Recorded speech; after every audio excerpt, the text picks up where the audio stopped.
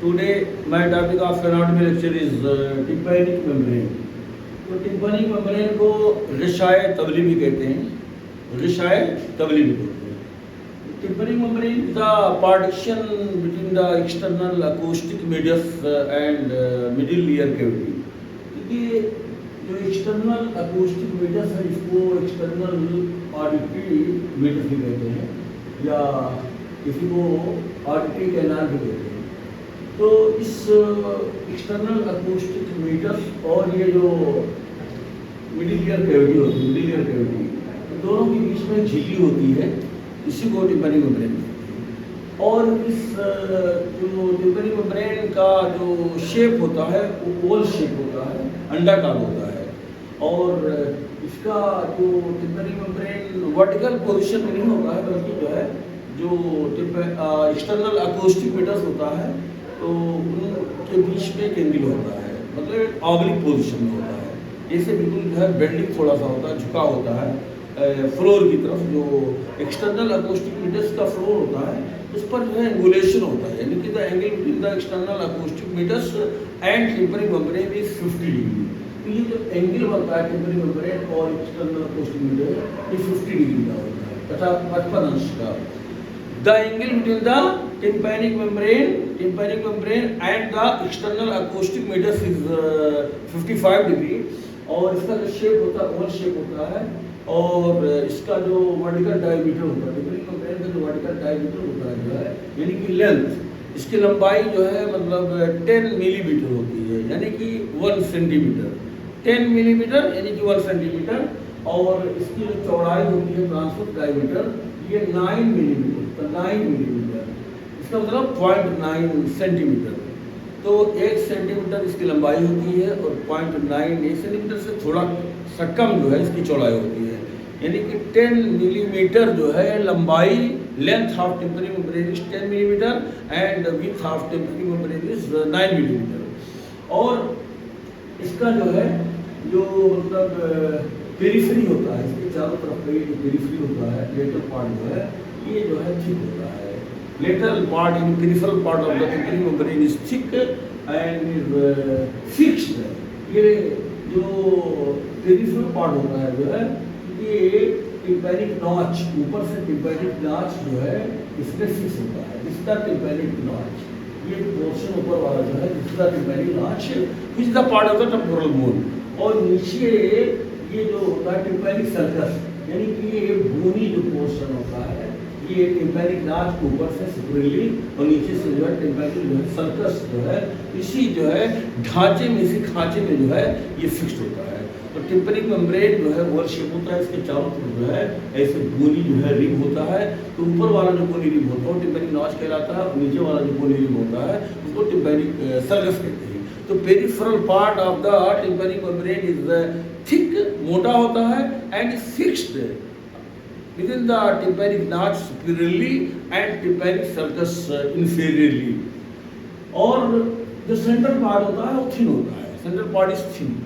और इस तरह से जो है यहाँ पर दो सरफेस होते हैं, टिम्पैनिक मेम्ब्रेन के दो सरफेस होते हैं। जो बाहर वाला सरफेस होता है ये आउटर सरफेस, ये कॉनकेव होता है। आउटर सरफेस इज कॉनकेव और जो इनर सरफेस होता है ये कॉन्वेक्स होता है।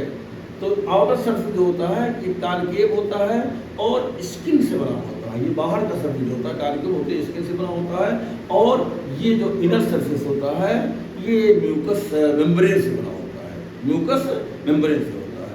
और मिडिल ईयर कैविटी का जो है यही सरफेस जो म्यूकस मेम्ब्रेन होता है ये इनर सरफेस, यही lateral wall of the middle ear cavity बनाता है। तो tympanic membrane forms the lateral wall of the middle ear cavity.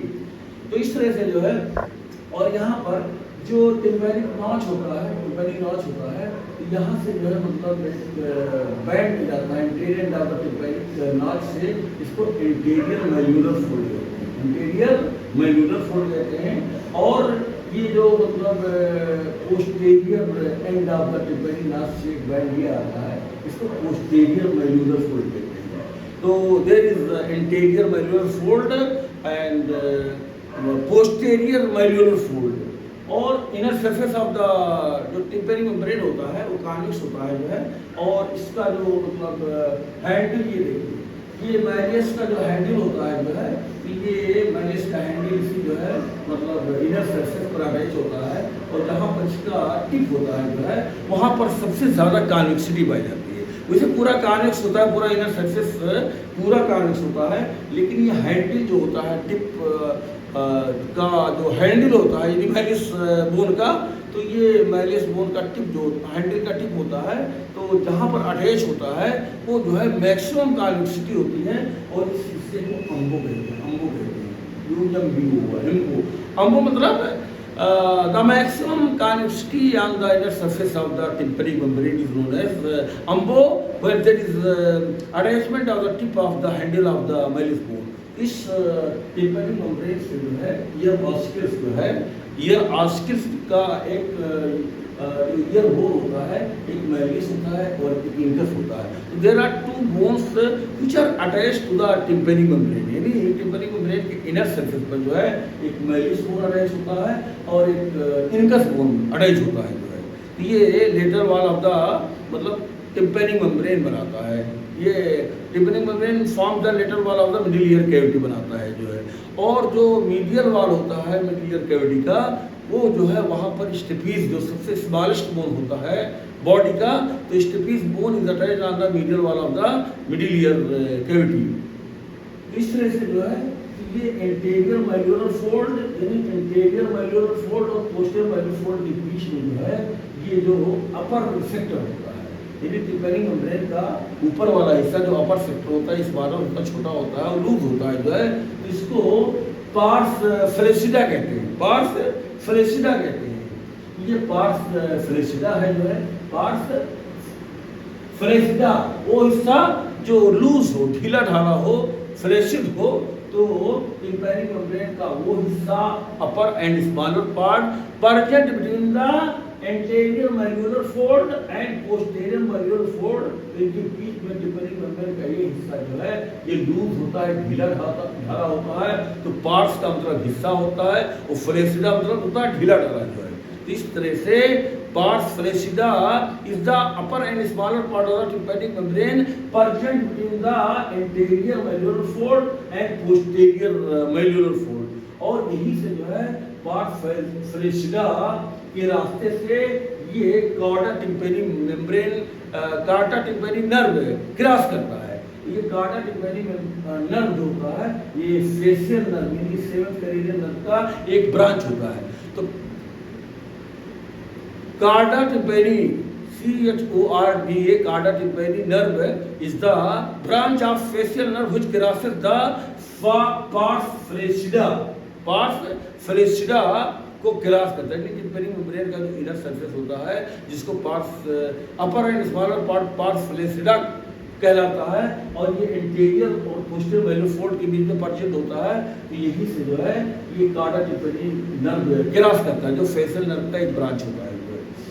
और उसके बाद में नीचे लोअर एंड लार्जर जो लोअर सेक्टर होता है टिम्पेनिक मेम्ब्रेन का, ये मतलब टेंस होता है, सख्त होता है, स्ट्रेच होता है जो है, तो इसको पार्स टेंसा कहते हैं। पार्स टेंसा।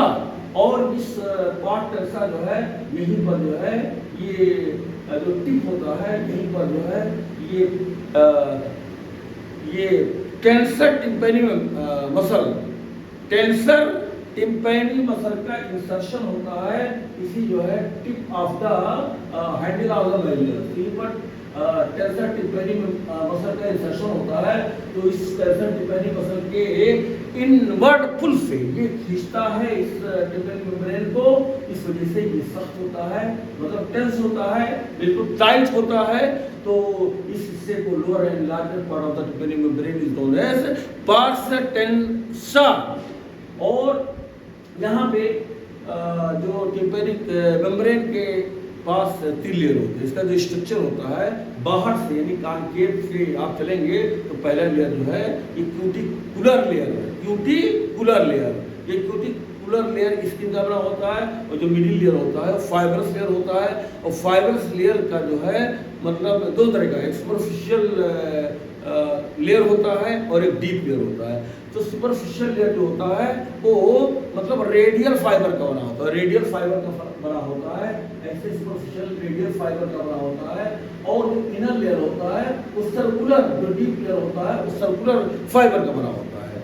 तो fibrous layer is made up of two layer, superficial layer which is made up of radial fiber and deep layer which is made up of circular fiber। तो इस तरह से सबसे पहला जो लेयर होता है वो क्यूटिकुलर लेयर होता है जो स्किन का बना होता है। सेकंड जो लेयर होता है मिडिल लेयर, तो ये मिडिल लेयर में दो लेयर होता है, ये फाइब्रस लेयर कहलाता है, यानी रेशे वाला मतलब लेयर। तो फाइब्रस लेयर में जो है एक जो फाइबर होता है वो रेडियल फाइबर कहलाता है। जो सुपरफिशियल लेयर होता है वो रेडियल फाइबर में लंबा लंबा फाइबर होता है, और जो डीप लेयर होता है वो गोल गोल मतलब सर्कुलर फाइबर होता है जो है। तो there are two layers in the middle layer, एक सुपरफिशियल रेडियल फाइबर और एक डीप सर्कुलर फाइबर। और इनर जो लेयर होता है वो मतलब सिलेटेड कॉलमनर सेल से बना होता है, जो म्यूकस मेम्ब्रेन होता है, सिलेटेड कॉलमनर। और इसका जो ब्लड सप्लाई होता है जो है मतलब टिम्पैनिक मेम्ब्रेन का, तो इसका ब्लड सप्लाई जो आउटर सरफेस होता है, आउटर सरफेस यहाँ पर जो है मैक्सिलरी आर्टरी की ब्रांच होती है जो है, मैक्सिलरी आर्टरी की, जिसको डीप आरिकुलर आर्टरी कहते हैं। तो deep auricular artery which is the branch of maxillary artery supplies to the outer surface of the tympanic membrane। तो tympanic membrane के outer surface को उस आर्टरी से सप्लाई करती है deep auricular artery। Deep auricular artery ये किसकी branch होती है? ये मैक्सिलरी आर्टरी की ब्रांच होती है, और ये tympanic membrane को के आउटर सरफेस को सप्लाई करती है। और इनर सरफेस को ये मैक्सिलरी आर्टरी की एक दूसरी ब्रांच होती है जिसका नाम है एंटीरियर टिम्पैनिक आर्टरी। तो एंटीरियर टिम्पैनिक आर्टरी जो है ये मैक्सिलरी आर्टरी की एक दूसरी ब्रांच होती है जो टिम्पैनिक मेम्ब्रेन के इनर सरफेस को सप्लाई करती है। और इनर सरफेस को जो है दूसरी artery posterior tympanic artery, anterior tympanic artery भी सप्लाई करती है inner surface of the tympanic membrane को, और पोस्टीरियर टिम्पैनिक आर्टरी ये भी सप्लाई करती है inner surface of the tympanic membrane को।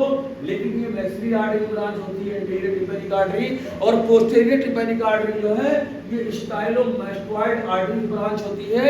और स्टाइलोमास्टोइड आर्टरी खुद जो है ये पोस्टीरियर आरिकुलर आर्टरी की ब्रांच होती है। तो पोस्टीरियर आरिकुलर आर्टरी की ब्रांच स्टाइलोमास्टोइड आर्टरी होती है, और स्टाइलोमास्टोइड आर्टरी की ब्रांच जो है पोस्टीरियर टिम्पैनिक आर्टरी होती है। इस तरह से inner surface of the tympanic membrane is supplied by the anterior tympanic artery and posterior tympanic artery. और इसका जो वेनस ड्रेनेज होता है आउटर सरफेस को, टिम्पैनिक मेम्ब्रेन के आउटर सरफेस को एक्सटर्नल जुगुलर वेन जो है ड्रेन करता है। वेनस ब्लड जो है, venous blood from the outer surface is drain by the external jugular vein, और इनर सरफेस का जो वेनस ड्रेनेज होता है वो ट्रांसवर्स साइनस और venous plexus around the auditory tube. तो इनर सरफेस को ट्रांसवर्स साइनस ड्रेन करता है, और ऑडिटी ट्यूब का एक वेनस प्लेक्सस होता है उसको ड्रेन करता है। और इसका जो नर्व सप्लाई होता है मतलब टिम्पैनिक मेम्ब्रेन का, तो आउटर सरफेस का जो एंटेरो इंफीरियर पार्ट होता है, आगे का और नीचे का जो हिस्सा होता है इसको आरिकुलो टेम्पोरल नर्व सप्लाई करता है। और जो पोस्टीरियर और पोस्टेरो सुपीरियर पार्ट होता है इसको आरिकुलर ब्रांच ऑफ वैगस नर्व और common communicating branch of the facial nerve. इस तरह से जो है ये मतलब outer surface of the tympanic membrane को जो नर्व सप्लाई होता है, तो एंटेरो इंफीरियर क्वाड्रेंट को कौन सप्लाई करता है? आरिकुलर टेम्पोरल नर्व, और पोस्टेरो सुपीरियर पार्ट को वैगस नर्व, और ये फेशियल नर्व वेगस नर्व का जो आरिकुलर ब्रांच है वो सप्लाई करता है, और फेशियल नर्व का कम्युनिकेटिंग ब्रांच जो है ये सप्लाई करता है। तो आउटर सरफेस को मतलब ये मतलब एंटेरो इंफीरियर पार्ट को आरिकुलर टेम्पोरल नर्व, और पोस्टेरो सुपीरियर पार्ट को वैगस नर्व और फेशियल नर्व। और जो इनर सरफेस होता है टिम्पैनिक मेम्ब्रेन का, उसको ग्लासोफेरिंजियल नर्व सप्लाई करते हैं। ग्लासोफेरिंजियल नर्व, इस तरह से टिम्पैनिक मेम्ब्रेन को मतलब 7th करेनियल नर्व और 9th करेनियल नर्व और 10th करेनियल नर्व जो है तीनों सप्लाई करता है। देखिए 7th जो है और 10th यानी 7वां 10वां आउटर सरफेस को सप्लाई करता है और इनर सरफेस को जो है ये 9th करेनियल नर्व यानी ग्लासोफेरिंजियल नर्व सप्लाई करता है। और इसका जो लिम्फेटिक ड्रेनेज होता है प्री ऑरिकुलर लिम्फ नोड और रेट्रोफेरिंजियल लिम्फ नोड होता है। प्री ऑरिकुलर लिम्फ नोड और रेट्रोफेरिंजियल लिम्फ नोड होता है। In these words I want to finish my lecture.